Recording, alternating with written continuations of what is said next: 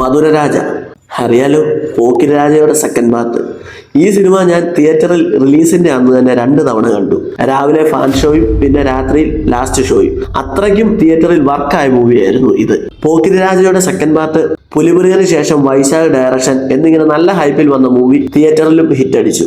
പക്ഷെ പിന്നീട് സോഷ്യൽ മീഡിയകളിൽ ഇതൊരു മോശം പടം എന്ന രീതിയിൽ ഫാൻ ഫൈറ്റിനിടയിൽ എടുത്തിടുന്നത് കണ്ടിട്ടുണ്ട്. അന്നും ഇന്നും ഒരു മാസ് മൂവി എന്ന രീതിയിൽ എനിക്ക് ഇഷ്ടമാണ് ഈ സിനിമ. പ്രത്യേകിച്ച് ക്ലൈമാക്സ് ഒക്കെ ഇപ്പോഴും കാണും. ഫൈറ്റ് ഒക്കെ ഒരു രക്ഷയുമില്ല. പിന്നെ ചില സീനുകൾ ഇപ്പോൾ കാണുമ്പോൾ ഇഷ്ടപ്പെടാത്തതുമുണ്ട്. വൈശാഖിന് മുരുകന്റെ ഹാങ് ഓവർ മാറാത്തത് കൊണ്ടാണോ എന്നറിയില്ല. ക്ലൈമാക്സ് പിടിച്ചിരിക്കുന്നത് കറക്റ്റ് പുലിമുരുകൻ പോലെ തന്നെ. അതിനുവേണ്ടി എഴുതി വന്നപ്പോൾ കാട്ടിലേക്ക് അത് മാറ്റിയതാണെന്ന് തോന്നുന്നു. എഴുത്തുകാരനും മാറിയിട്ടില്ലല്ലോ. വില്ലനെങ്കിലും മാറ്റിയിരുന്നെങ്കിൽ അത്ര സാമ്യത തോന്നില്ലായിരുന്നു. പുള്ളിയാണെങ്കിൽ ഡാഡിഗിരിജയിൽ നിന്ന് ഇറങ്ങിയിട്ടുമില്ല. പോക്കിരാജ ഇഷ്ടമുള്ള സിനിമയാണ്, എല്ലാം ഓക്കെയാണ്. പക്ഷെ രാജുവേട്ടൻ ഒരു ഇച്ചിരി ഓവറായിരുന്നു. ഒടുക്കത്തെ ഷോ കളി. ഇനി മിനിസ്റ്റർ രാജ വരണ്ട.